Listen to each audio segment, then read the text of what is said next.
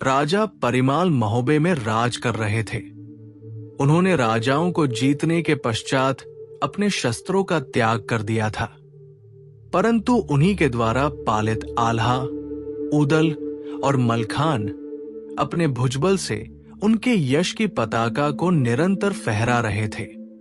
यद्यपि कुछ क्षत्रिय बनाफर गोत्रीय इन वीरों को अपने से नीचा मानते थे, परंतु युद्ध में इनके सामने उनकी अकड़ मिट जाती थी। माहिल परिमाल की पत्नी मल्हना का सगा भाई था, परंतु वो सदा उनको हानि पहुंचाने के उपाय सोचता रहता था। पहले तो युद्ध करवाने के लिए प्रेरित करता, फिर शत्रु को उनके विरुद्ध भड़काता। एक बार माहिल ने राजा परिमाल के दरबार में काबुल के घोड़ों की जमकर तारीफ की। राजा ने अपने दरबार के वीरों के सामने पान का बीड़ा रखकर चुनौती स्वीकार करने को कहा। चुनौती स्वीकार करने के लिए कोई क्षत्रिय नहीं उठा तो राजा उदास हुआ। उसी समय दरबार में ऊदल आ गया। माहिल ने ऊदल को उकसाया और ऊदल ने बीड़ा उठा लिया।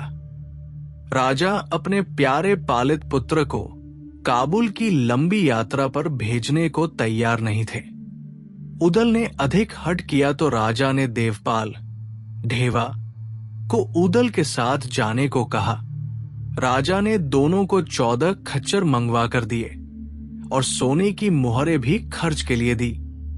इसके पश्चात दोनों रानी मल्हना, माता दिवला और माता तिलका से आशीर्वाद लेने गए। सब जानती थी कि ऊदल ने प्रण कर लिया तो अब इसे रोका नहीं जा सकता। सबने आशीर्वाद देकर विदा कर दिया। आल्हा ने भी समझाया, पर ऊदल तो जाने की ठान चुका था। फिर ढेवा अपने मनूर्था घोड़े पर और ऊदल अपने दुल घोड़े पर सवार होकर चल पड़े। कई दिन चलने के बाद वे एक नगर के पास पहुंचे। उन्होंने खेतों में गाय चराते लोगों से नगर का नाम पूछा। उत्तर मिला कि आगे जो दिखाई दे रहा है वो नगर नरवरगढ़ है। इस शहर का दूसरा नाम मोरंगगढ़ भी है। यहाँ राजा नरती सिंह राज करते हैं। तब तक वे नरवरगढ़ में पहुंच ही गए। ऊदल ने पानी भरने वाली पनिहारिन से कहा, मेरे घोड़े को पानी पिला दो। पनिहारिन बोली, मैं राजकुमारी फुलवा की दासी हूं, पानी तो क्या पिलाऊंगी। यदि राजा को पता चल गया तो हे राहगीर, तुम्हारा घोड़ा भी छिन जाएगा और जेल की हवा खाओगे। ऊदल ने कहा, ये फुलवा कौन है जिसकी इतनी अकड़ है? दासी बोली, फुलवा राजा नरपति की राजकुमारी है, अति सुंदर है, रोज सवेरे ताजे फूलों से तौली जाती है। ऊदल ने अपना घोड़ा आगे बढ़ाया और फुलवा के बगीचे में जा पहुंचा। दोनों ने अपने घोड़े बांधे। ढेवा वहां रुकने का खतरा मोल नहीं लेना चाहता था, पर ऊदल ने कहा, तुम जाकर घोड़ों के लिए चारा ले आओ। रात को रुकेंगे और सवेरे ही चलेंगे। ढेवा के जाते ही माली आ गया। उसने बाग में गर्द उड़ाने का विरोध किया और वहां से चले जाने को कहा। राजा का भय दिखाया। ऊदल ने कहा कि एक रात की छूट दे दो, सुबह हम अपनी राह चले जाएंगे। ये कहते हुए एक सोने का हार उस माली को दे दिया। माली तो फूला न समाया। घर जाते ही मालिन ने खुशी का कारण पूछा। माली ने हार दिखाया और कहा, तुम भी चली जाओ, तुम्हें भी कुछ अवश्य मिल जाएगा। हिरिया नाम की वो मालिन तुरंत बगिया में जा पहुंची। ऊदल ने मालिन को भी मोहरों का बना एक हार कुठला दे दिया। मालिन ने ऊदल से परिचय पूछा तो ऊदल ने उसे असली परिचय दे दिया कि वे महोबे के राजकुमार हैं। मालिन को यह भी बताया कि बड़े भाई आल्हा नैनागढ़ में ब्याहे हैं। रानी सुनवा मेरी भाभी लगती है। मालिन ने भी रिश्ता गांठ लिया। उसने कहा, सुनवा मेरी बहन ही लगती है, मैं भी नैनागढ़ की ही हूं। आप मेरे भी देवर हो, मैं आपकी सहायता करूंगी। तभी ढेवा चारा लेकर आ गया। घोड़ों को चारा डाल दिया। ढेवा बोला, अब जल्दी ही अपनी मंजिल की ओर चलो, हमें घोड़े खरीदने काबुल जाना है। उदल बोला, जाएंगे, अवश्य जाएंगे, पर फुलवा को देखे बिना मैं कहीं नहीं जाऊंगा। इतना कहकर उदल मालिन के घर चले गए। रिश्ता तो बना ही लिया था, वही रहने लगे। महीनों तक फुलवा से मिलने का मार्ग नहीं मिला। ढेवा से सलाह की। उसने बताया कि 4 लड़ी वाला हार बनाकर, नारी वेश बनाकर हिरिया के साथ फुलवा के महल में चले जाओ। उपाय उदल को अच्छा लगा। वो हिरिया मालिन के साथ नारी वेश बनाकर तथा 4 लड़ी का हार बनाकर उसमें मोती भी पिरोए साथ लेकर फुलवा के महल में जा पहुंचा। हिरिया मालिन नारी वेशधारी उदल को लेकर सतखंडा पर जा पहुंची। फुलवा ने पूछा, ये 4 लड़ी का हार किसने गूंथा है? गांठें भी इतनी सख्त लगाई है, ये मर्दाने हाथ की गांठें हैं। तब हिरिया ने बताया, महोबे से हमारी बहनौतिन आई है, उसी ने ये हार बनाया है। फुलवा ने उसे बुलवाने का आदेश दिया। उदल को तो वो नीचे छोड़ गई थी। उसे लिवाकर सतखंडा पर ले गई। साज श्रृंगार करके घूंघट करके उदल फुलवा के महल में पहुंच गए। फुलवा ने पूछा, जनाने महल में ये हाथ भर का घूंघट क्यों निकाल रखा है? हिरिया ने कहा, ये बड़ी शर्मीली है। फुलवा ने पीढ़ा बिछवा दिया, पर उदल उस पर नहीं बैठे। हिरिया ने बात संभाली, ये मेरी भांजी महोबे के राजा परिमाल की पुत्री चंद्रावली की मालिन है। वहां उसके साथ पलंग पर बैठकर ही चौसर खेलती है, नीचे पटरे या पीढ़े पर नहीं बैठती। फुलवा ने पलंग पर ही पायतन की जगह छोड़ दी, परंतु उदल सिरहाने जा बैठे। फुलवा के मन में संदेह हो गया। तब फुलवा ने महोबे के महलों का हाल पूछा। उदल ने सब जवाब स्त्री जैसे स्वर में बताया। फुलवा ने पूछा, आल्हा और उदल का विवाह कहां से हुआ है? तो उदल ने बतलाया, आल्हा का ब्याह नैनागढ़ की राजकुमारी सुनवा के साथ हुआ है। अभी उदल कुंवारे हैं, उनका विवाह होना बाकी है। फिर फुलवा ने पूछा कि तुम्हारे पांव मर्दों जैसे मोटे और सख्त दिखाई पड़ रहे हैं। फिर फुलवा ने हिरिया मालिन से कहा, आज इसे यही छोड़ दे, सुबह वापस ले जाना, मैं इसके साथ चौसर खेलूंगी। हिरिया मालिन घर चली गई। फुलवा और उदल चौसर खेलने लगे। तभी हवा से ओढ़ना हट गया तो उदल की कमर में कटार दिखाई पड़ गई। फिर तो फुलवा ने कहा, मैंने तुम्हें पहचान लिया, तुम महोबे के उदल हो। जब तुम मांडवगढ़ में जोगी रूप बनाकर गए थे, तब मैं वही थी। अब तो उदल को स्वीकार करना पड़ा।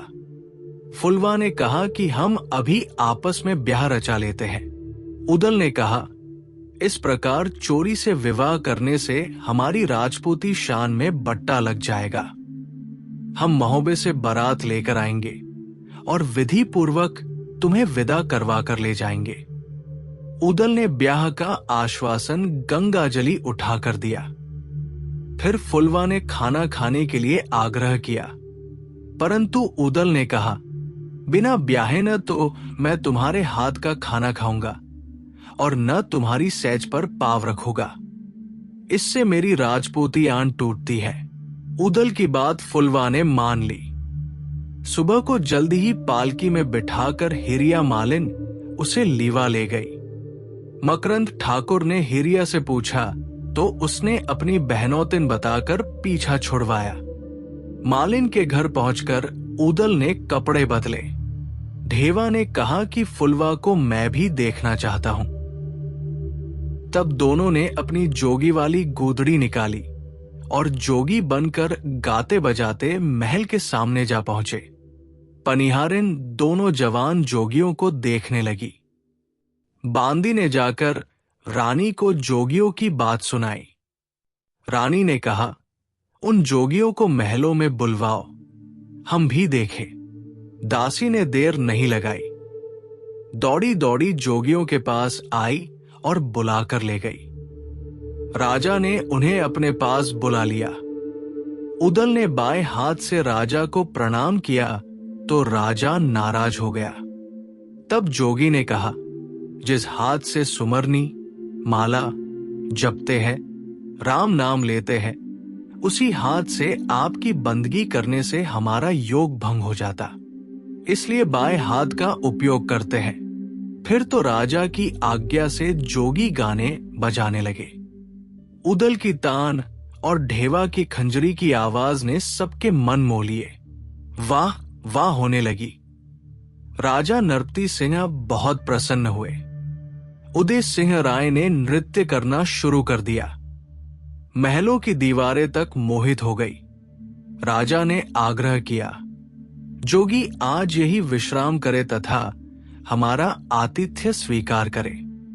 उदल ने कहा, महाराज, ब्राह्मण का बना भोजन करके हमारा योग भंग हो जाएगा। हम केवल कुंवारी कन्या या बाल ब्रह्मचारी के हाथ से बना भोजन ही करते हैं। राजा ने आग्रह किया, अपनी कन्या फुलवा के हाथ से भोजन बनवाता हूं, आप स्वीकार कीजिए। पुत्र मकरंद से राजा ने कहा, दोनों जोगियों को महलों में ले जाओ। फुलवा के द्वारा भोजन तैयार करवाकर इन्हें भोजन करवाओ। मकरंद ने राजा की आज्ञा का पालन किया। दोनों भोजन करने बैठ गए। फुलवा ने स्वयं भोजन परोसा। उदल ने ढेवा से कहा कि फुलवा को भली प्रकार निहार लो। भोजन करने को कहा गया तो उदल ने सोचा, मैं ब्याह से पहले फुलवा के हाथ का भोजन करूंगा तो मेरी राजपूती शान बान घट जाएगी। तभी उदल ने बेहोश होने का नाटक किया। चंपारानी को शक हुआ कि छोटा जोगी मेरी बेटी का रूप देखकर होश खो बैठा है। तब ढेवा ने कहा कि जोगी को चुड़ैलों ने पकड़ लिया है। इस महल में चुड़ैलों का साया घूम रहा है। वैद्यों ने भी उपचार किया पर व्यर्थ गया। तब स्वयं फुलवा आई और धीरे धीरे उदल से बोली, क्यों बहाने बना रहे हो? तुम्हारा काम हो गया। अब जल्दी महोबा लौट जाओ और पूरी तैयारी के साथ आकर मेरे साथ भावर डलवाकर मुझे ब्याह ले जाओ। उदल उठ गए और चलने की तैयारी करने लगे। मालिन के घर पहुंचकर वस्त्र बदले और महोबा को वापस चलने के लिए विचार आते ही सोचा।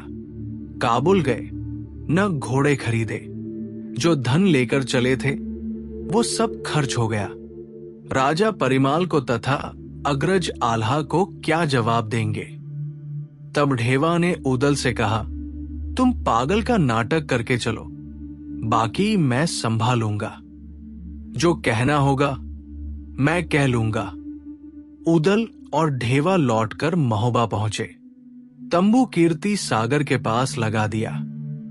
एक पलंग पर उदल को लिटा दिया। राजा परिमाल के दरबार में जाकर प्रणाम किया। काबुल के घोड़े कहाँ हैं?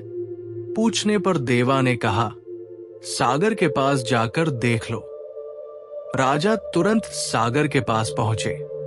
तंबू में पलंग पर उदल को देखकर पूछा, उदल, बेटे की सूरत मलिन क्यों हो गई? शरीर पीला क्यों पड़ गया? तब ढेवा ने बताया कि नरवरगढ़ की चुड़ैलों ने उदल को पकड़ लिया है।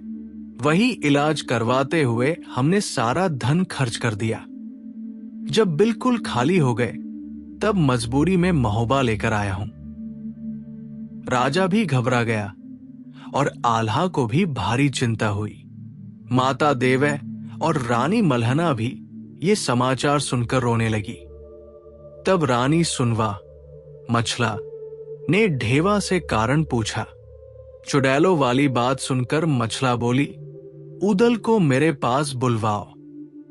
उदल को पालकी में सुनवा के महल में पहुंचाया गया। खग जाने खग की भाषा। रानी मल्हना ने पूछा, क्या तुमने कुमारी फुलवा को देखा है? उसी को पाने के लिए ये सब बहाने बना रहे हो?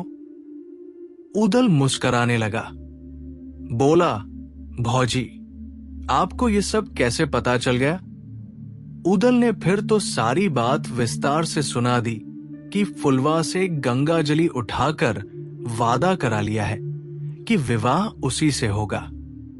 सुनवा ने बताया कि नरपति सिंह से युद्ध करना सरल नहीं है।